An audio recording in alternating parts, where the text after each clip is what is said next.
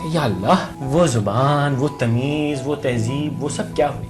अब जो ये हम मीडिया में उर्दू के साथ जिना कर रहे हैं माफी के साथ, ऐसा क्यों हो रहा है और इसके लिए क्या हो सकता है?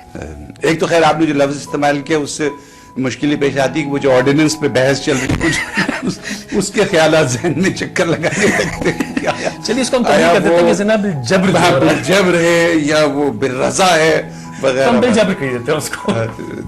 मगर एक जो बात आपने पहले जिस पर जो आप बात कर रहे थे उसमें असल मेरे ख्याल में जो बुनियादी फर्क है वो लहजे का और तलफ़ुज़ का है।